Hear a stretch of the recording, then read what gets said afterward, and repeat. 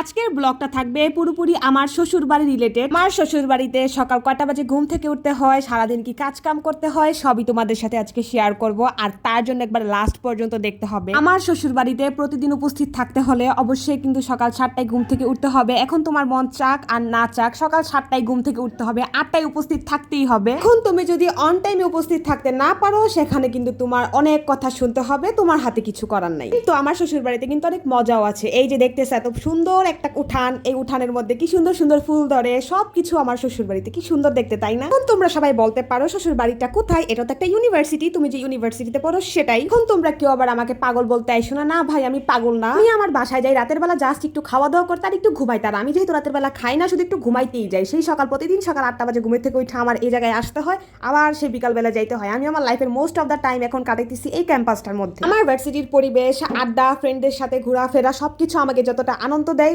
ঠিক তার পাশাপাশি আমাকে অনেক বেশি প্যারাও দেয়। প্যারাময় জীবন নিয়ে বাধ্য হয়ে ঠিকই প্রতিদিন আমার ভার্সিটিতে অ্যাটেন্ড করতে হয়। তাই আমি বলবো প্রাইভেট ইউনিভার্সিটি আর শ্বশুরবাড়ি একই জিনিস। হা হা।